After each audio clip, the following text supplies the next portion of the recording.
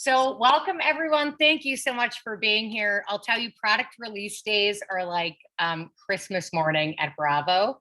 It's a culmination of a bunch of work that's been going on with our dev team and product management team, consultants we're working with, customer feedback. And really, we know what's coming. We know what's underneath the packaging. And now you get to all unpackage that. And that's why we're here today. Admittedly, some releases, while they're all important, are smaller than others, and this is a really big one.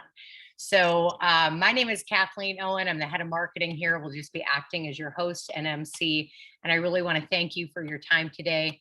We have a pretty solid agenda to get you through all of the updates, but a couple of things I want to mention. First is that we are recording the call today. Anybody who registered for the webinar will get the webinar recording. So you don't have to feverishly be writing notes. We'll send this out to you with a recap.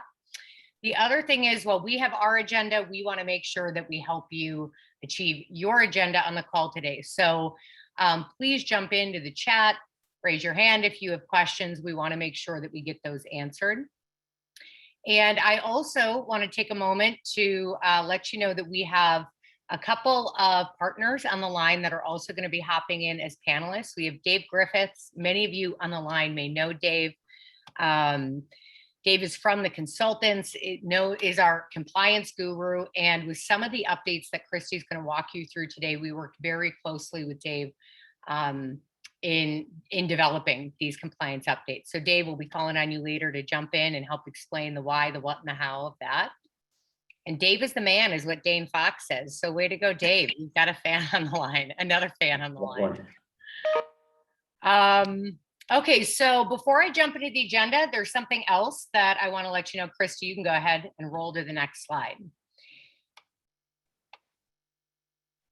Oh, you can go one more slide. Here we go. As we go through the updates today, I want you to be keeping in mind that we are launching our summer special promo. So these are big discounts for Bravo add-ons. Any Bravo add-on product or feature is included in this. So you can see, 4 more add-ons, you get 50% off those subscription prices and so forth. So there's a couple of reasons we did this. One, it's summer, so why not have some fun? But more than that, there's a lot of big updates coming. There's a lot of things happening right now in the market that we feel a lot of you may be thinking about needing to add add-ons, and we want to make it kind of a no-brainer for you, but also really affordable. So as we think about the Biden administration zero tolerance policy, E44 may have been something you've been on the fence about. We know that compliance is more important than ever with the zero tolerance policy. So think about E44. It's end of quarter. Some of you may be doing inventory audits. Physical inventory app is considered an add-on. Believe it or not, 30% of your consumers are going to start their holiday shopping next month. So the chance to get on eBay, get your products out there, start your layaway promotions, that time is now. And also, Christy's going to talk through some really significant MobilePawn updates that are available if you're a current MobilePawn user. But if you're not, there's even more value to the MobilePawn app for you, for your consumers. Totally takes the burden of marketing off. Any Bravo notifications that get sent out are free push and free text messaging. So now would be the time to jump on and get those add-ons. So towards the end of the call, or actually probably right after I turn it over to Christy, I'm going to put a link in the chat. It's just a form. If you can fill that out, it helps us get your request routed to your dedicated rep in your area if there's any of these features that you're interested in that are on that list. So thank you again for being here. I'm going to go ahead and turn it over to, I'll turn it over to you, Tally. Was there anything else you wanted to talk about the Bravo special or context? No, that was perfect. Okay. All right, awesome. Then I'm going to turn it over to Christy to go through new MobilePawn features, a lot of firearms related features, and then a boatload of additional enhancements and optimizations, including a bunch of compliance related updates. And the little figure you'll see, or the little image on the right, what that is going to indicate to you is while that feature is in production and it's available to you, you do have to submit a Zendesk ticket in order to have our support team turn that on for you. So Christy, I'm done talking. You're the star of the show now. Go ahead. All right, awesome. Well, we will jump in and start with some of the good stuff. MobilePawn. So, Tally, do you want to talk through this slide or you want me to handle it? You can talk through it. I'll jump in. Okay, sounds good. So one of the things I just wanted to point out to customers who maybe don't have MobilePawn as part of their product lineup is every year, since I've been working at Bravo, I always wanted to see, how different products affected different customers and what happened to their loan balances or layaway balances. So every year for the past 6 years, Tally and I have been just like poring over this data, and every year the gap between those of our customers on the Bravo platform using MobilePawn and those not using MobilePawn gets wider and wider. And the people using MobilePawn are pulling very far ahead of those that are not. And these are just some of the numbers that we are able to pull and share with you. Those customers who are using MobilePawn are writing 184% more loans. They have 180% more in-store sales. So if you're, a pawnbroker or a dealer who has been hesitant to add MobilePawn, thinking that, I love it when customers come into my store because I sell more stuff. That's just simply not true. You'll actually sell more stuff in store with the mobile app in combination with e-commerce. Layaways is a huge number, 569% more layaways. The bottom line is customers love layaways. What they don't love is getting in their car, driving down to your store and making a payment, especially when gas is like $10 a gallon. So other than that, I think I'm ready to roll on unless you have any last thoughts, Tally. Nope, that was perfect. All right, awesome. So we'll get into our first update, which is big news. We've been talking about it for a really long time, and it's helping our customers increase utilization and adoption at the store level. So if MobilePawn is now part of your product lineup, as of today, we will begin sending notifications for you. We are going to pay for those notifications that we send out on your behalf. So here's the scoop. If it is a loan customer that has MobilePawn, they're going to receive that free push courtesy notification reminding them when their loan is coming due. And we're going to do that 5, 3, and 1 day prior to their due date and then on the due date. If it's a layaway customer who's downloaded MobilePawn, they'll also receive that free courtesy push notification from us, letting them know 1 day prior to the next due date that their layaway payment's coming due. And then if you've got loan and layaway customers that have opted in for text messaging, we will go ahead and send them out a free text message for you, so on your behalf, with a courtesy notice and a link encouraging them to download and install a mobile app so that they can start making their payments just prior to their due date. All of these messages will be sent out at 10 a.m. your local time to your customers. So I'm just going to give that a second. That's a lot. We're super excited about it, and I hope you guys are too. Okay. So what are these notices going to look like? So I'm going to show you where you can view these notices, and it's where you would typically schedule notices for your customers anyway. So from the Bravo dashboard, we're going to go to customers, and we'll drop down into schedule mobile event.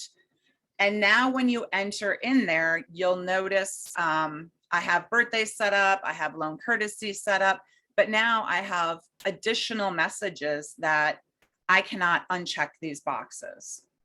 What I can do is view what they actually say. So by selecting single layaway notice, now I can see what that message is that's going to be going out to my customer. So we gathered the data, we looked at best practices, we looked at what was getting people to download the app, and we've applied that messaging to these messages for you. So that's it. There's nothing you have to do. There's some stuff happening. It looks like maybe in chat. Are there some questions that need to be answered? I'll come on and answer them. So the first question is it a one-time text? So this has to do with the automated pre-messaging.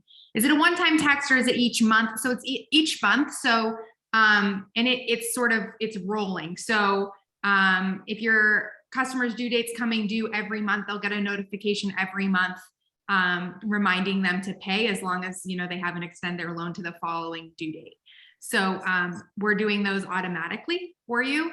The next question is, are you able to control the notice, text, and frequency that they're sent? So you've got two options here. The first is if you want us to pay and us to sort of like absorb this service, which is automatically notifying your customers, then we control the notice, text, and frequency. It's all already pre-formatted into the system and it's automated. So we're not doing anything either. This is just sort of set it and forget it on our part.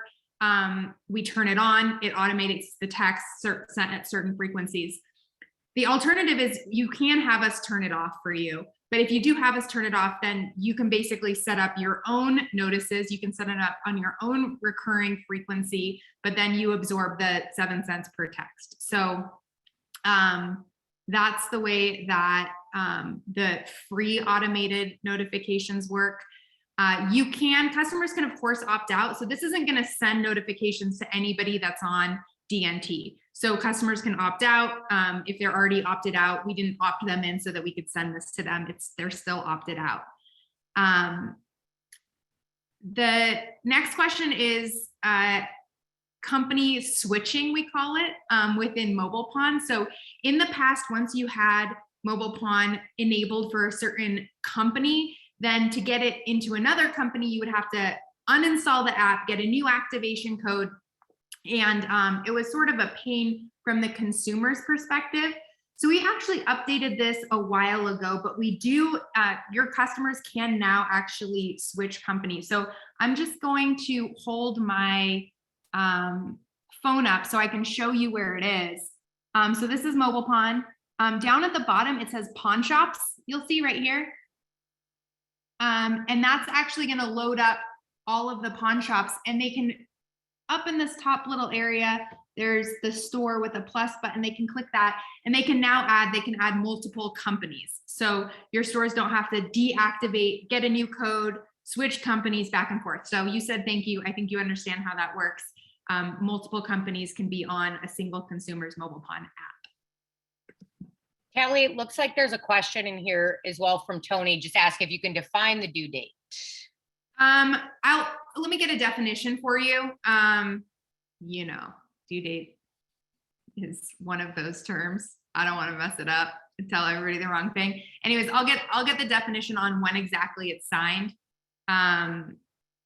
when the notification is actually sent. So I got you, Tony. I see that. I think that was all the questions. If you had a question and I didn't answer it, then go ahead and repost it. Or if I misunderstood your question and you need me to answer it in a different way, just post it. Christy, back to you. All right, we'll keep rolling forward. Next, we improved the self-activation workflow. So we've made it super simple for customers just to go out to either the Google Play Store or the Apple Store, download the app, and then they'll just enter in their phone number. We match it with a phone number in a store in Bravo, and then your customer is now synced up with their loan and their layaway history. Now, if the customer is a customer of more than one shop on the Bravo network, or we don't recognize their phone number at all, then they will be prompted to enter in either their loan or their layaway number, and then we will connect them with that store. So it's very easy now for customers to self-activate. Number 3, really big one. You are now able to restrict payment types, or rather unrestrict them. They were restricted before.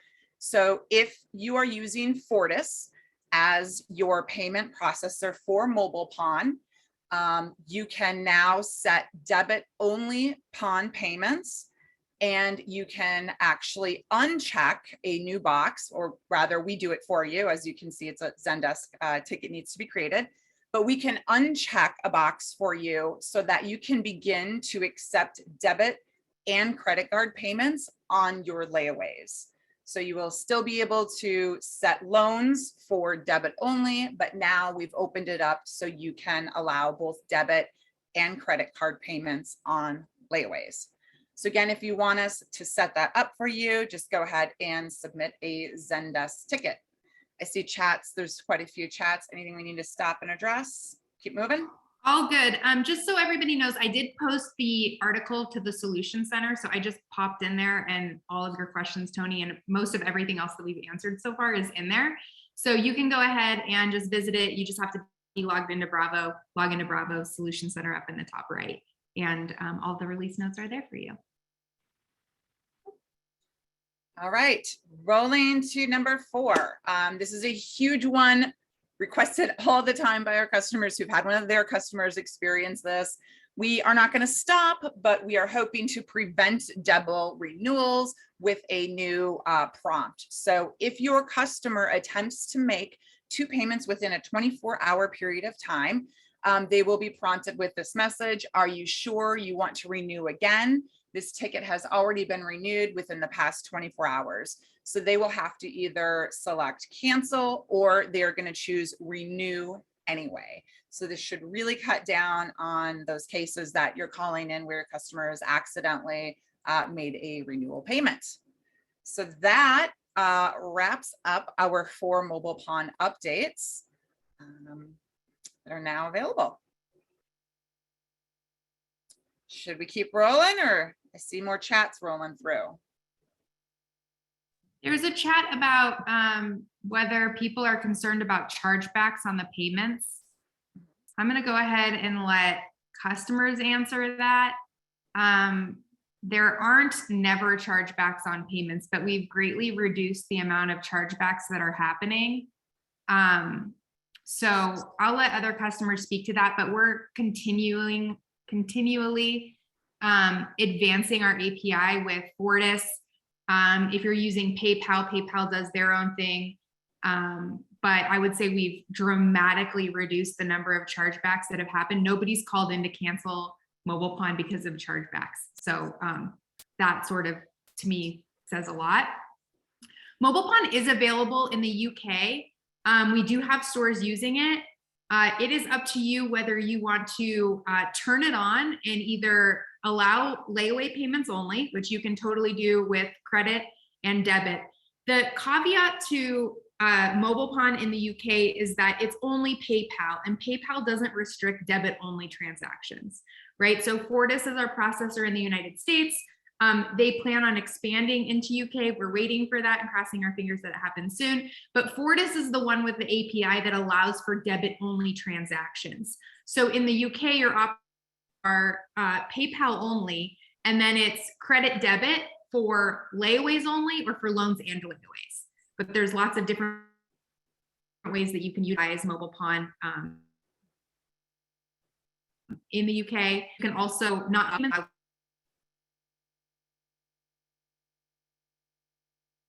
then the other option now does it with resell, just that this is not yet, that API doesn't work in the UK. The next question is, will you need to go in and remove your recurring scheduled events? Yes. So we didn't touch anybody's recurring scheduled events.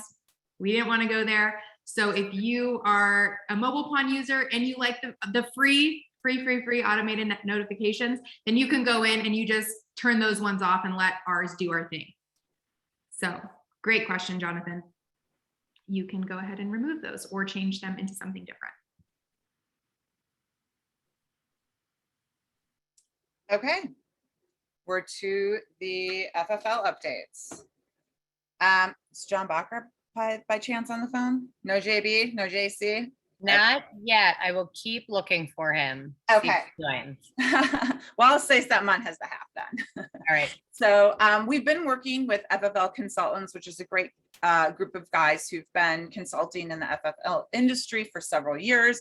They're helping us understand places that Bravo could be more useful and helpful in the gun industry and different things that we can do. So a lot of these updates are based off of some of the workings that we've done with them. Also, just as a note, I've spent a lot of time in the past week and a half, 2 weeks, looking at and trying to understand all these new laws that are taking effect August 24th and what's happening out there right now in the industry. And everything that we're hearing and everything that we're seeing is it's very serious. These ATF agents do not have leeway to give warnings anymore. People are out there losing their licenses. There's been several cases that where an ATF agent had visited shops in 2021. There was warnings that were issued out, but the cases were closed, and the FFL dealer moved on thinking the case doesn't ever get reopened. That never happens. Well, the ATF is reopening these cases, and some of these dealers are actually receiving revocations in notices in the mail. They're losing their licenses with no notice other than a mailing from something that they were warned about, last year. So just as a note, if you don't have E4473 and you are an FFL, I would really think about it. Some of the most common reasons that people are losing their licenses today can be avoided completely by using that product. The top reasons FFLs are losing their licenses is employees are transferring a firearm to a prohibited person. They're answering like one of the yes, no questions improperly, and employees they're missing it and they're releasing the firearm anyway. E4473 is going to stop that from happening. We're not going to allow a firearm to be released. A lot of people just forget to complete the 4473. They just release the firearm, the workflow and the process in Bravo would not allow for such a thing. Expired handgun permits, right? People are losing licenses for accepting an expired handgun permit. So again, we're going to check to make sure that there's nothing, their ID is not expired, their handgun permit's not expired. Logging out firearms before they've actually left the shop, adding a second firearm to a 4473. That's usually like an employee theft situation. Employees can't do that in Bravo with E44. Failing to respond to a trace request because it's such a pain in the rear end. Trace requests are so simple in Bravo. They literally take seconds. Anybody in your store can do them. Failure to account for actual firearms. The biggest thing the ATF saying is, hey, be doing inventories. And the cool thing is with Bravo, we've got the cycle counts, which makes it super simple. I could go on and on and on. It's very shocking. So if you haven't thought about E44 and you're an FFL, I think now is the time to revisit that conversation. The last thing I'll note is for the first time ever, our government agencies are sharing information with one another. So as these ATF agents are coming into these pawn shops in states that have that are licensed also by the state, right? So there's 15 states that have their own set of licenses. If the ATF goes in and they figure out, hey, you're following their rules and their laws, but they know that you're not following a state law, they're calling up the state and they're letting them know. So for the first time, agencies are speaking between each other. That freaked everybody out on us. Let's get to the good stuff now.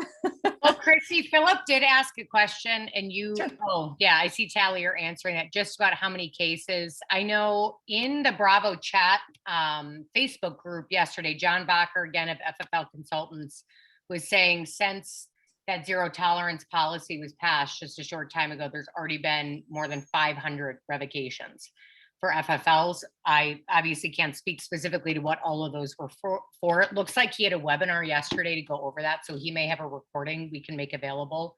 But like Tally said, every time we talk to, 500 FFLs lost. That's revocations, not warnings issued. So everything we're hearing from the FFL consultants are that zero tolerance is really zero tolerance. So it is serious, yeah. The other thing with that, that John mentioned is like, once the revocation letter comes, they haven't been able to get licenses reissued. So it's not like a formal appeals process where they're revoking them, and it's like they're sort of scaring people, and then they'll give back licenses. That is not what's happening.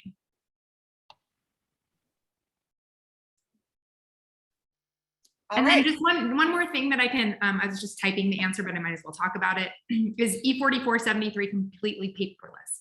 Yes, it is completely paperless. It's called cloud storage. We have two products. We have E4473, and then we have E4473 plus cloud storage. The caveat of cloud storage is that the ATF is undergoing a lot of changes on their end. It used to require a variance. You can apply for the variance. However, we've been told that pretty soon there won't be a variance that's required. So most customers are just in a waiting sort of hold period. You can sign up for cloud storage so that when that law or when that statute from the ATF becomes available, basically saying yes to cloud storage, you'll be flipped on automatically to start to basically transfer over to paperless that day. So we won't bill you for cloud storage until it's available and you're using it, but we can get you all queued up and teed for that so that when it does become available, you get flipped on, you get all of the training, and then you're rocking and rolling. You don't have to do anything extra.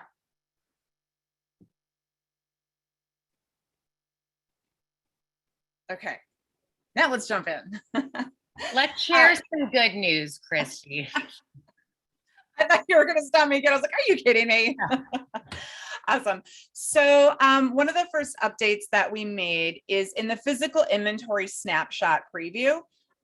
Previously, serial numbers were not included in the snapshot preview. So we have now included those, and you just get to it like you do in all Bravo reports.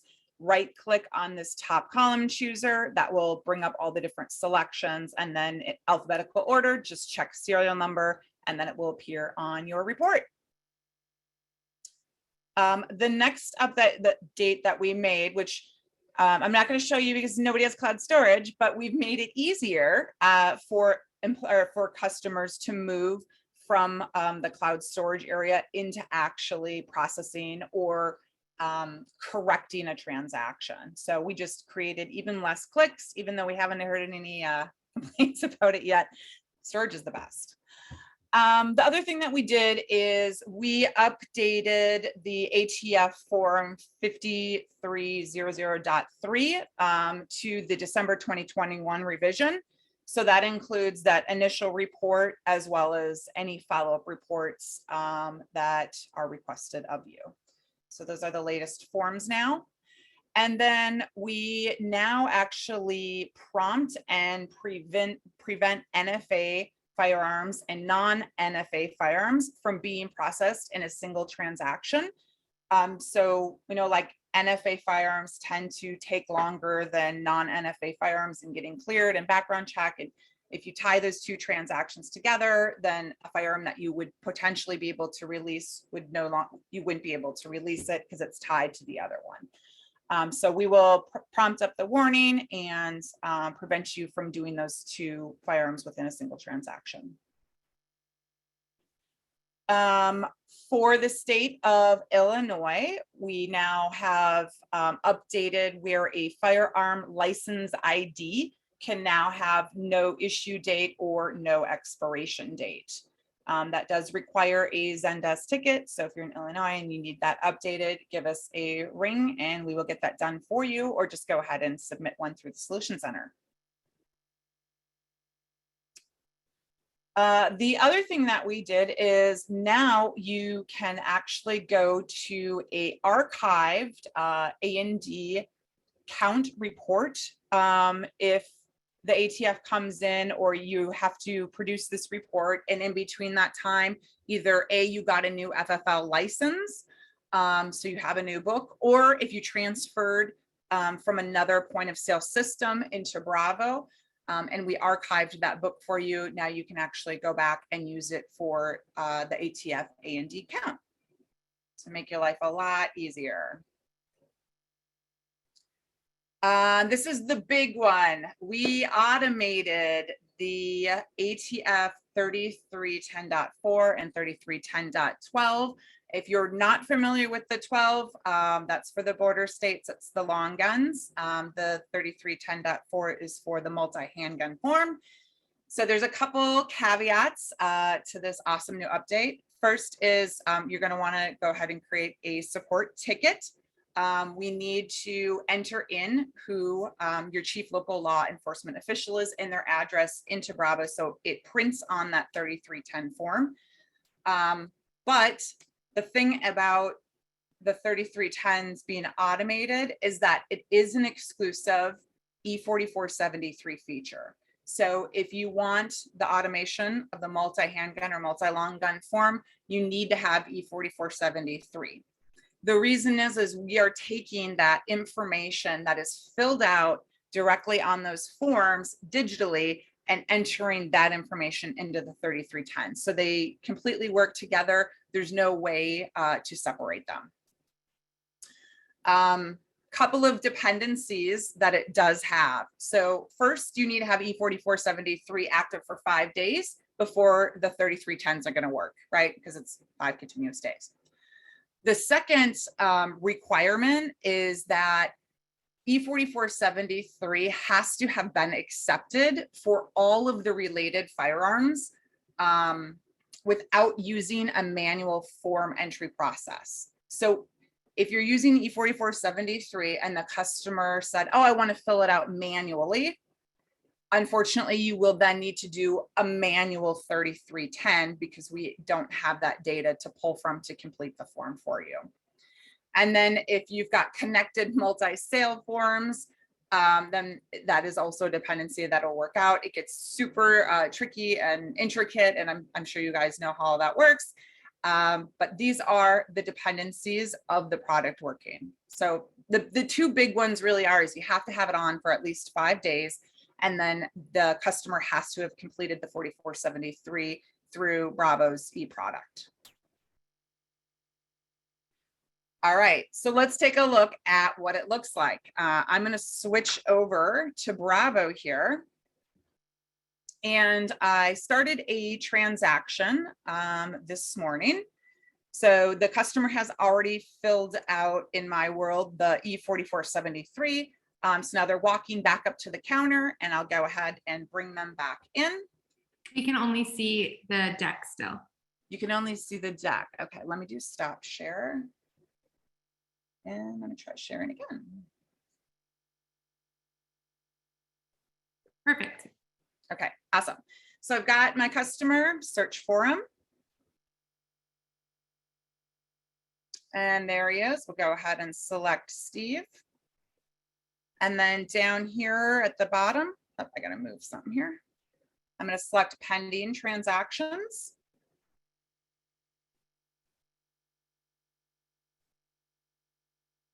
And then looks like a couple people did some stuff. Here's the transaction we did this morning.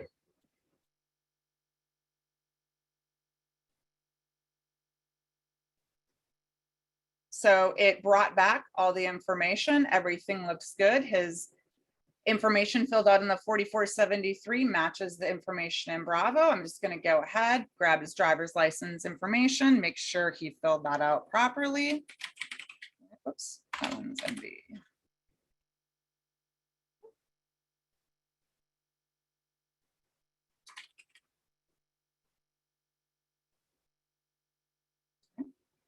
And then we'll go ahead and choose accept to move on to the background check. We'll say that I went ahead and immediately got a proceed on this transaction. And now we'll select next. I'm going to go ahead and sign off that I'm disposing of the firearm. And now this familiar prompt is still going to come up. But now when I select OK, it's going to take me to this new screen. So if I sold these firearms at a gun show, I could indicate that here. If the transferee is a person authorized on behalf of another person, we'd fill that information out here. Here's the information. We're going to fill it with you. And then any additional information related to the transfer. If you want to view the 3310-4, here it is down here. Otherwise, we're going to go ahead and select next. Now in a very near future release of Bravo, we will have a new task. And that task is going to remind you before the end of the day to be sure to send that paperwork off. So we're not automatically attaching it to an email and sending it. But the idea is in the very near future, there'll be a new task reminder button. Do we have questions rolling in? There was a question. I'll just go ahead and verbalize it. So the question is, if somebody does a manual form on gun 1 and then they do the E4473 through E4473 3 days later for gun 2, does it still autofill? So they have to do all of the forms within E4473. It will still prompt you that the form has to be completed, but you'll have to complete that manually. So all firearms have to be done using E4473 for the automated 3310 to apply. Good question. I think that was Dane. Yeah. Awesome. Are you back at the slide deck with me? Okay, awesome. So moving away from firearms is general updates we've made. And the first was onboarding assist 2.0. So we get how difficult it is. We have, new employees coming in and training them. And it's just like, there's so much in this industry, so much to do, a lot to learn. We revamped our entire training process and remade every single video. So now every single video in our library contains one topic and one topic only. And we try to make every video around 3.5 or under 4 minutes. A couple of them are a little bit longer, but for the most part, everything is under 5 minutes. It's super searchable, easily findable for new employees, existing employees. So go in there, check it out. Let us know what you think. We've been working hard. Other optimizations we've had is we did some name updates. So warranty, when you came in this morning, if you're selling warranties, now you're selling protection plans.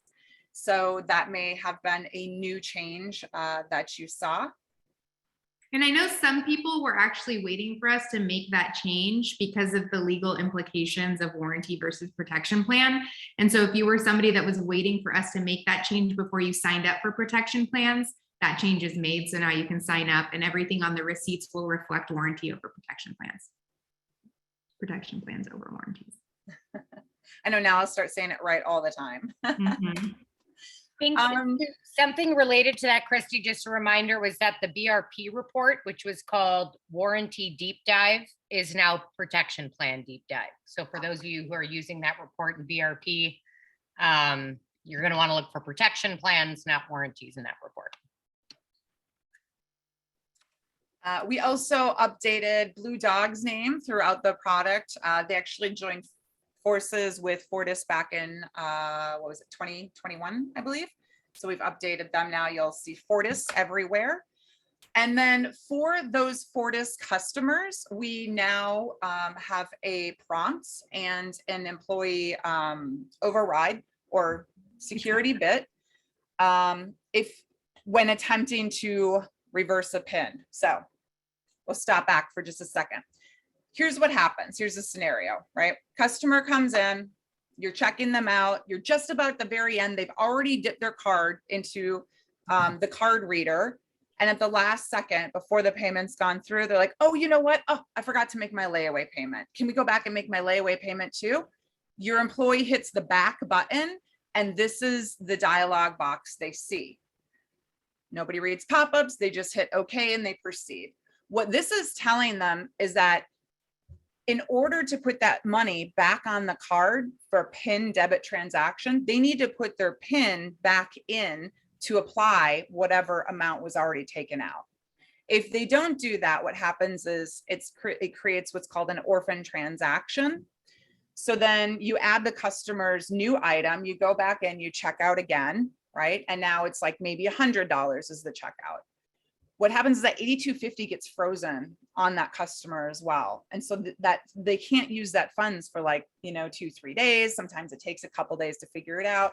it just at the end of the day results in a bunch of hassle. So now instead of just popping up this box and doing nothing, now there's going to be certain employees that have to acknowledge that this pop-up is happening. So warning and security credentials. What we're going to do is certain manager types. So if they're already a manager in your store, as of the release this morning, we gave them the security credentials. So that's already done. If you need to update them, you can update them for your employee. You just go into your employee's profile, into the security tab, type in the find in list, delete unsettled PIN, or just type in PIN and you'll come right to it. And then you can select manager approval or allowed.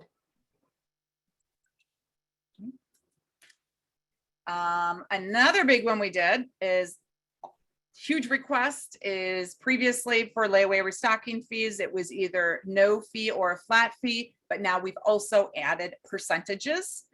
So again, if you create a Zendesk ticket for us, let us know you want to update your layaway restocking fees to percentage and what percent you would like us to do.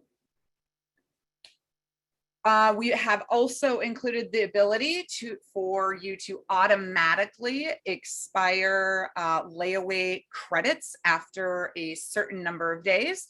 So if you set it up for 90 days, on day 91, when you come in and fire up Bravo, it will just automatically expire all of those credits. There is nothing that you need to do. If you want us to set this up, let us know. Again, this is a Zendesk ticket.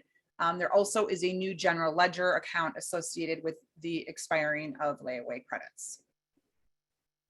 And then we've also done the same for store credits. So if you've always wanted to expire those store credits, now you can do that. You would set them up to expire after a certain number of days of inactivity. So if you have 90 days, the customer comes in on day 85, uses part of that credit, it starts back over at day 90. If you have multiple locations, store credits are company-wide. So you're going to want to designate a single location that's going to go ahead and expire those automatically. And then that's it. Let us know how many days. And then again, there's also a general ledger account attached to that. And the last thing I think before we get to Dave is we've updated the Bravo barcodes. So this should result in faster, more accurate scans. We did do this update to the jewelry barcodes last year without any issues, but if you do run into them, if you're finding that your barcodes are not scanning this new barcode, let us know. We can always revert you to our old barcode. So if you're finding again that that's an issue, they're not scanning, create a Zendesk ticket and we'll revert you back. Yeah, and just an update on that. Obviously, everybody's running the new version of Bravo this morning and we have had no barcode issues. So far, so good. But if you're an anomaly in this, please let us know. And then for our friend Dane, he's now able, for the state of Indiana, they can now configure calendar months for grace periods for pawn, right? Pawn grace periods. So to get us set up that, go ahead and give us a call or submit a Zendesk ticket and we'll take care of that for you. All right, here we go, Dave. Now you're up. I'm up. Yeah. We're doing this as Zendesk? Oh, no. So I was just giving you a little bit of a hard time. So I'm going to talk about the two updates we did based off our conversation, but I wanted to give you the opportunity to talk a little bit ahead of time about what's going on in the industry. What does compliance look like? Should people be concerned about 8300 reporting and OFAC SDN lists? So yes, everything's changing, it seems, or at least people are now finding out the hard way that this is being watched more and more and more. And more of it because of the compliance piece from the bank's point of view. I think right now 90 to 95% of everything that we're hearing is not IRS related, it's bank related. The banks are wanting to see stuff, so we have to be able to prove we're doing things. And so that was one of the things that we wanted to fix here, was making sure that everything that we're doing, we can prove. So it's happening easily. Things are being filled in like they're supposed to. Reports are now easier to read and things are set up like they're supposed to. So like with our 8300 audit being turned on for everybody, that's what we'll probably be talking about in a second. Those are things that are meant to make it much easier for the prompts for you to get these things done, so that it's more of a monthly chore that you add to your list of monthly chores, but it should only take a few minutes to print things out. And now it makes the compliance way, way, way easier for you. And it's automatically looks like you're just doing this stuff. Yep. So after this morning, if you have a customer that hits that magic number, we will automatically prompt and print Form 8300 for any store that is in the United States.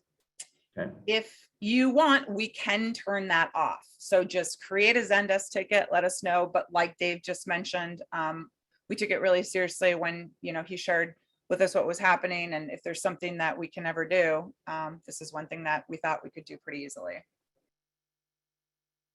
The 8300 audit report is really important.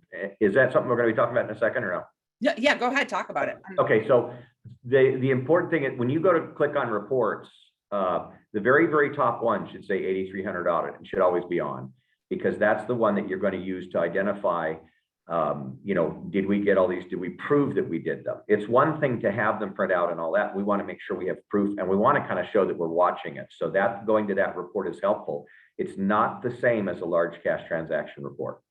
It's a totally different animal, and the large cash transaction report it can be used the same way, but it's a whole lot more effort than just using that 8300 audit. The 8300 audit report catches related transactions. And that's what the hard part is. It's pretty easy to catch a sale that's over 10K or group pawn redemption, but layaways that go over, those have to be monitored too, and make sure we're watching those. And sometimes they get tangled up. So the 8300 audit report works. It's really, really good, and it works, but only if it's turned on. So now that it's on, we can be using that, dude. So one thing that that is required on that 8300 form is for your type of business to print. So if you are a store that has pawn turned on, then we automatically inserted pawn into your type of business. If you did not have pawn, we entered a gun store or retail into that type of business. But you're always able to go ahead and update it yourself. It is right on top of system configuration. It's the second line right underneath your franchise name. So you can also update that yourself. Shouldn't have to, but if you need to. Then the other thing we did was we updated the workflow and the record keeping for any OFAC SDN hits. Dave, do you want to talk a little bit about OFAC? Sure. So this is the OFAC is Office of Foreign Asset Control. SDN is specifically designated nationals. And these are the guys that are the narco terrorists and the drug lords and all the people that we do sanctions against. Right now, Russia. So the list has gone from a normal size of about somewhere between 12 and 15,000 names at any time to over 36,000 names to search. And we got a tool to do it, and Bravo takes you right to that tool now, so that you can click on it to make sure that this really is not Vladimir Putin. It's another Vladimir Putin, not this particular Vladimir Putin. So you're going to get prompts, and remember that these happen with an 85% accuracy. So the OFAC folks use a fuzzy search, and that means if somebody's name is Juan Ramirez, they're going to get hit. It's going to show up. That does not mean it is the Juan Ramirez they're watching. It's a John Smith, effectively. And so we're trying to just make sure it's not the same John Smith. So when you get your alert from Bravo that says, hey, this customer might have a name very similar to another Juan Ramirez, click through to that. It's going to give you the option to go to the OFAC site. You're going to click through that, fill in the name, up it's going to come, and you're going to see right away their birth date. And you have the date of birth of your Juan Ramirez in front of you. And what we're going to do is compare those dates of birth. If you can always think dates of birth when you're comparing these things, it's a whole lot easier than trying to prove that Juan Ramirez 1 and Juan Ramirez 2 are not the same people. Just look at that date of birth. So there's three different options that you can choose as to why you might allow someone to go through with the transaction even though they triggered one of these alerts. And the first is date of birth. The second is the name. So a lot of times with Hispanic type names, we're seeing what? Ramirez Gonzalez, Ramirez Sanchez, Ramirez. So it's picking up the first Ramirez and it's going to trip just on that. And so if you've got enough information, you can see from the list that by the name that it's not quite the same. So that's another way to do it. The last is place of birth, and that one's really hard. If you don't have if you have a Juan Ramirez that trips a Juan Ramirez and there's no date of birth, the only other way you can look at it is their place of birth. So you have to ask them, where were you born? Colombia, Venezuela, Guatemala, where was it? And see if that matches what's on there. And then you get to make your decision. The fourth one is actually going to say, this is Juan Ramirez. This is the guy. So what we had, the problem we had in the past was we didn't have a way to identify what we did. And the proof is always important. We have a system that can, we have a system that does, but we have to prove that we did something about it. So now we're going to be able to do that match, and we're going to have to come in, and I'm assuming, Christy, you're going to walk through this maybe? Can't hear you. Yep, so exactly. Okay. The like David mentioned, that box is going to pop up just like it did in the past. You click the link, takes you right to the OFAC SDN website. You're going to do your work. You'll come back into Bravo, and now there's going to be an exception. So that exception not only requires a manager override. So again, we ran a script last night so that if it was a manager in your store already, we gave them access to override this transaction. But then you'll also note what action you took. And then now we have a new report. So that's what I will show you next, is that new report in Bravo. If you go to reports and you go to general exceptions, press select preview, and then we're going to choose, you choose your date range, right? So they'll come in and tell you the date range you need to run it for. And then we're going to select OFAC SDN match and then select OK. And just like that, all the information that we need is right here and what action we took. Perfect. So what this does now is it gives us a way to provide, yes, there was a match. This is who took care of it. This is the date. This is the name. It shows everything that we had to do. And we can prove without a shadow of a doubt that the customer took care of what our customers, our Bravo customers, took care of what they were supposed to do by doing this, and it completes the entire loop. So SDN is covered, and it's much faster, not as clunky. So this is a really, really good fix. So beautiful. And let's see, possible action we talked about was, again, that security bit. So if you need to turn it on for other employees, again, you'll just go to your employee profile.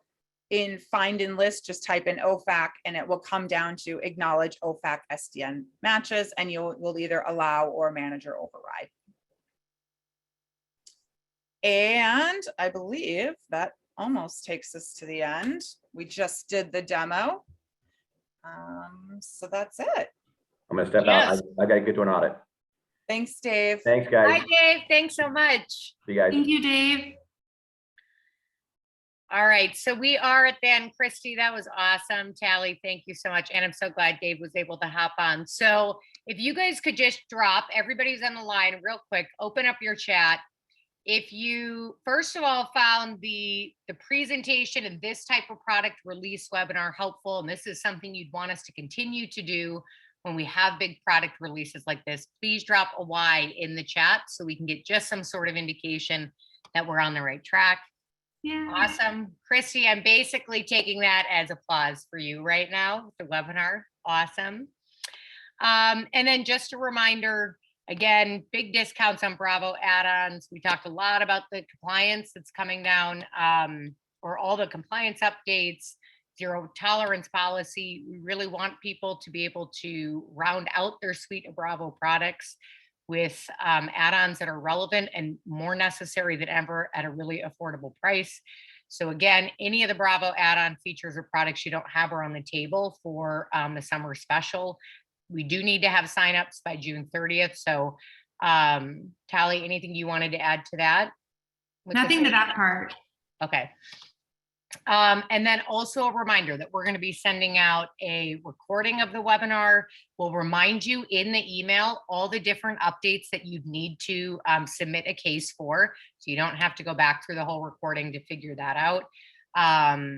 And we'll also have a couple of other prompts in there. If you're thinking about some of the add-ons, we'll go ahead and make it easy for you to fill out that form and at least get a demo and talk through it with your sales rep. If you're in the chat right now and you do want us to give you a call about a particular product, you can go ahead and drop your name and best contact number in there. We're going to pass it off to a salesperson. So if you put your contact info in there, you're going to be called by a salesperson, but that way you don't have to reach out to us proactively to ask about something. They'll set up the demo with you and go through all of that. So if it's something that you're interested, you can go ahead and post that now.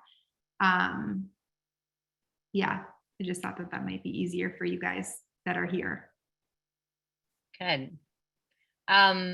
All right. Well, I just want to say thank you again to everybody who registered. I know there may be some of you listening to the recording, you weren't actually able to make it, but really a big thank you to all of you who took the time to show up today. Again, a big thank you to FFL Consultants, to Dave Griffiths and his group at the Consultants for partnering with us the last several months to roll out some of these really critical updates. And also a big thank you to you, Christy, for putting all of this together. You've been managing the release really well. So everybody have an awesome rest of your day, and reach out directly to any one of us if you have any other questions. Thanks, you guys. Thank you so much for being here, everybody. Great. So Dan, I see that. Thank you. We'll have someone follow up. Thanks. Bye.